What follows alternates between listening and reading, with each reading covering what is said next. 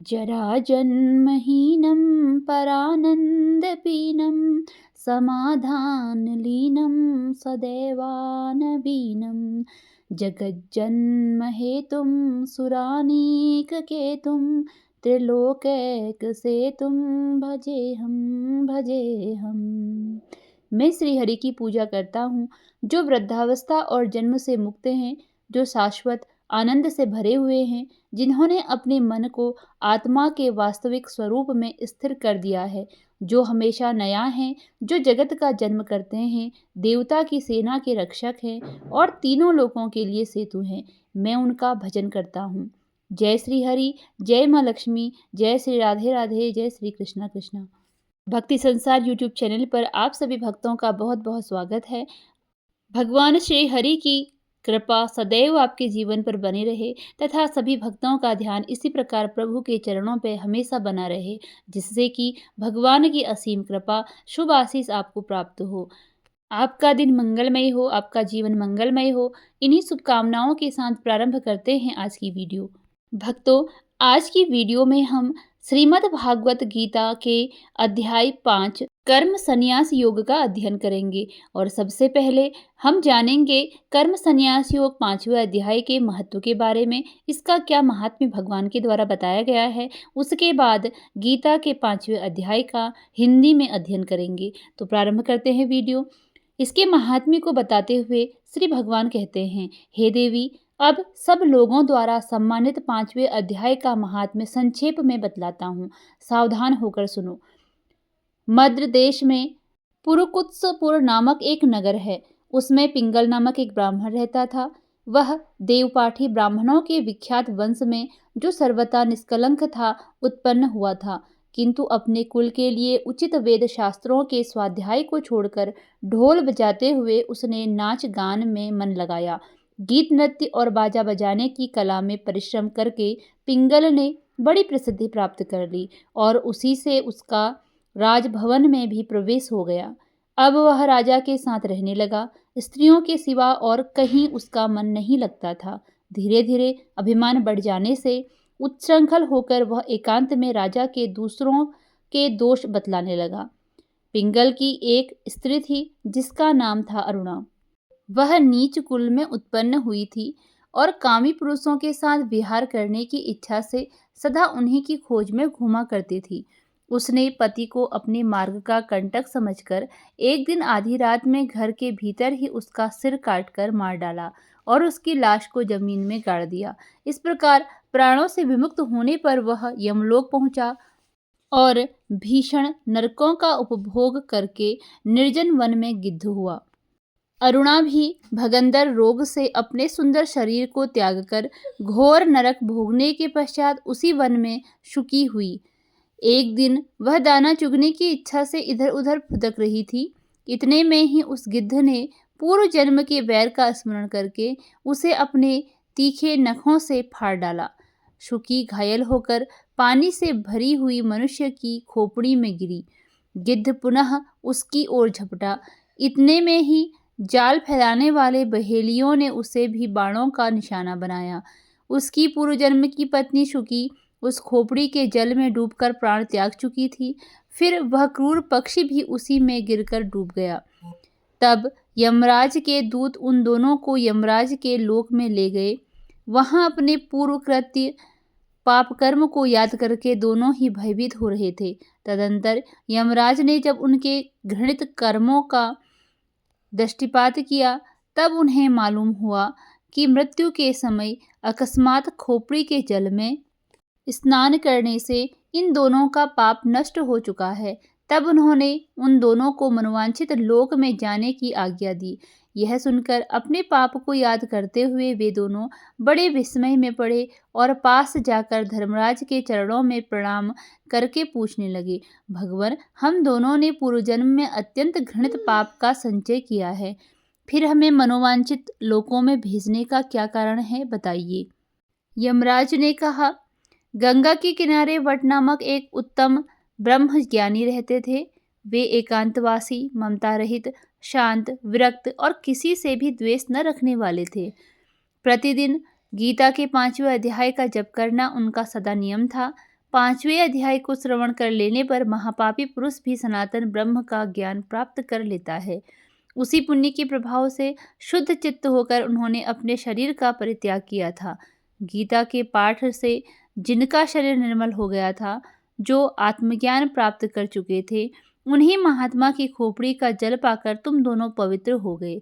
अतः अब तुम दोनों मनोवांछित लोकों को जाओ, क्योंकि गीता के 5वें अध्याय के महात्म्य से तुम दोनों शुद्ध हो गए हो। श्री भगवान कहते हैं, सबके प्रति समान भाव रखने वाले धर्मराज के द्वारा इस प्रकार समझाए जाने पर दोनों बहुत प्रसन्न हुए और विमान पर बैठकर बैकुंठ धाम को चले गए। 5वें अध्याय के महात्म्य का यहाँ पर समापन होता है। अब पढ़ते हैं श्रीमद् भागवत गीता का 5वां अध्याय। अर्जुन और कृष्ण के बीच जो संवाद होता है उसको जानेंगे। 5वें अध्याय अर्थात जिसे कि कर्म संन्यास योग के नाम से जाना जाता है। अर्जुन बोले, हे कृष्ण, आप कर्मों के संन्यास की और फिर कर्म योग की प्रशंसा करते हैं, इसलिए इन दोनों साधनों में से जो एक मेरे लिए भली भांति निश्चित कल्याणकारक साधन हो उसको कहिए। श्री भगवान बोले, कर्म संन्यास और कर्मयोग ये दोनों ही परम कल्याण के करने वाले हैं, परंतु उन दोनों में भी कर्म संन्यास से कर्मयोग साधन में सुगम होने से श्रेष्ठ है। हे अर्जुन, जो पुरुष किसी से द्वेष नहीं करता है और न किसी की आकांक्षा करता है, वह कर्मयोगी सदा सन्यासी ही समझने योग्य है, क्योंकि राग द्वेषादि द्वंद्वों से रहित पुरुष सुख पूर्वक संसार बंधन से मुक्त हो जाता है। उपर्युक्त संन्यास और कर्मयोग को मूर्ख लोग पृथक पृथक फल देने वाले कहते हैं, न कि पंडित जन, क्योंकि दोनों में से एक में भी सम्यक प्रकार से स्थित पुरुष दोनों के फलस्वरूप परमात्मा को प्राप्त होता है। ज्ञान योगियों द्वारा जो परम धाम प्राप्त किया जाता है, कर्मयोगियों द्वारा भी वही प्राप्त किया जाता है। इसलिए जो पुरुष ज्ञान योग और कर्मयोग को फल रूप में एक देखता है, वही यथार्थ देखता है। परंतु हे अर्जुन, कर्मयोग के बिना होने वाले संन्यास अर्थात मन, इंद्रिय और शरीर द्वारा होने वाले संपूर्ण कर्मों में कर्तापन का त्याग प्राप्त होना कठिन है, और भगवत स्वरूप को मनन करने वाला कर्मयोगी परम ब्रह्म परमात्मा को शीघ्र ही प्राप्त हो जाता है। जिसका मन अपने वश में है, जो जितेंद्रिय और विशुद्ध अंतःकरण वाला तथा संपूर्ण प्राणियों का आत्मरूप परमात्मा ही जिसका आत्मा है, ऐसा कर्मयोगी कर्म करता हुआ भी लिप्त नहीं होता। तत्व को जानने वाला सांख्य योगी तो देखता हुआ, सुनता हुआ, स्पर्श करता हुआ, सूंघता हुआ, भोजन करता हुआ, गमन करता हुआ, सोता हुआ, श्वास लेता हुआ, बोलता हुआ, त्यागता हुआ, ग्रहण करता हुआ तथा आँखों को खोलता और मुदता हुआ भी सब इंद्रियां अपने अपने अर्थों में बरत रही हैं। इस प्रकार समझकर निसंदेह ऐसा माने कि मैं कुछ भी नहीं करता हूँ। जो पुरुष सब कर्मों को परमात्मा में अर्पण करके और आसक्ति को त्याग कर कर्म करता है, वह पुरुष जल से कमल के पत्ते की भांति पाप से लिप्त नहीं होता। कर्मयोगी ममत्व बुद्धि रहित केवल इंद्रिय, मन, बुद्धि और शरीर द्वारा भी आसक्ति को त्याग कर अंतःकरण की शुद्धि के लिए कर्म करते हैं। कर्मयोगी कर्मों के फल का त्याग करके भगवत प्राप्ति रूप शांति को प्राप्त होता है, और सकाम पुरुष कामना की प्रेरणा से फल में आसक्त होकर बदता है। अंतःकरण जिसके वश में है, ऐसा सांख्य योग का आचरण करने वाला पुरुष न करता हुआ और न करवाता हुआ ही 9 द्वारों वाले शरीर रूपी घर में सब कर्मों को मन से त्याग कर आनंद पूर्वक सच्चिदानंद घन परमात्मा के स्वरूप में स्थित रहता है। परमेश्वर मनुष्यों के न तो कर्तापन की, न कर्मों की और न कर्मफल से के संयोग की रचना करते हैं, किंतु स्वभाव ही बरत रहा है। सर्वव्यापी परमेश्वर भी न किसी के पाप कर्म को और न किसी के शुभ कर्म को ही ग्रहण करता है, किंतु अज्ञान के द्वारा ज्ञान ढका हुआ है, उसी से सब अज्ञानी मनुष्य मोहित हो रहे हैं। परंतु जिनका वह अज्ञान परमात्मा के तत्व ज्ञान द्वारा नष्ट कर दिया गया है, उनका वह ज्ञान सूर्य के सदृश उस सच्चिदानंद घन परमात्मा को प्रकाशित कर देता है।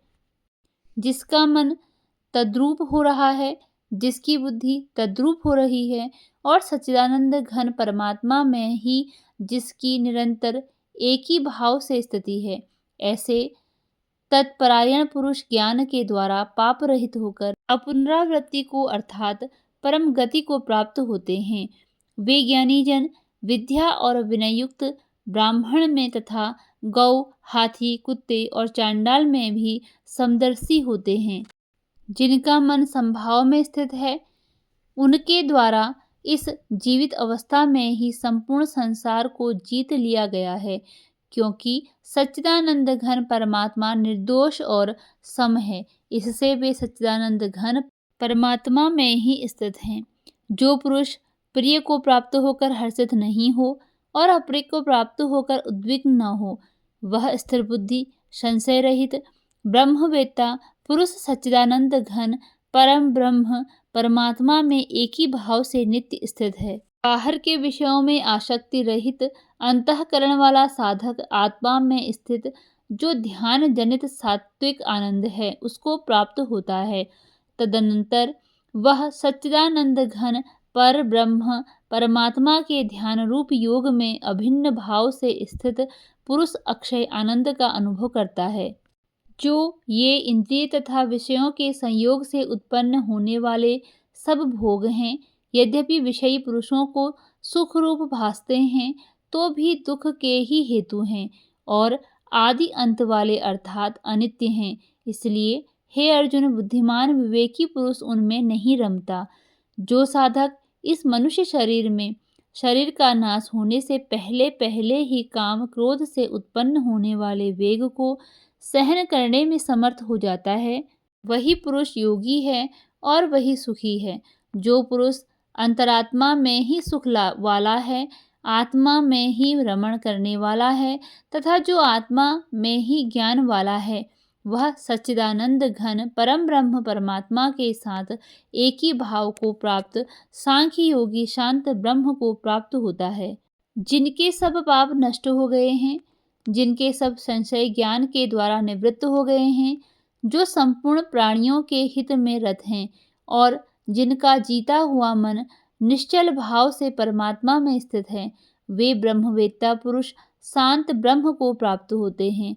काम क्रोध से रहित जीते हुए चित्त वाले परब्रह्म परमात्मा का साक्षात्कार किए हुए ज्ञानी पुरुषों के लिए सब ओर से शांत पर ब्रह्म परमात्मा ही परिपूर्ण है। बाहर के विषय भोगों को न चिंतन करता हुआ बाहर ही निकालकर और नेत्रों की दृष्टि को भ्रुकुटी के बीच में स्थित करके तथा नासिक में विचरने वाले प्राण और अपान वायु को सम करके जिसकी इंद्रियां, मन और बुद्धि जीती हुई हैं, ऐसा जो मोक्ष परायण मुनि इच्छा, भय और क्रोध से रहित हो गया है, वह सदा मुक्ति ही है। मेरा भक्त मुझको सब यज्ञ और तपों का भोगने वाला, संपूर्ण लोकों के ईश्वरों का भी ईश्वर तथा संपूर्ण भूत प्राणियों का सुहृद अर्थात स्वार्थ रहित दयालु और प्रेमी ऐसा तत्व से जानकर शांति को प्राप्त होता है। इस प्रकार उपनिषद, ब्रह्म विद्या तथा योग शास्त्र रूप श्रीमद् भागवत गीता के श्री कृष्ण अर्जुन संवाद में कर्म संन्यास योग नामक 5वें अध्याय का समापन होता है। मिलते हैं अगली वीडियो में अगले अध्याय के साथ। धन्यवाद।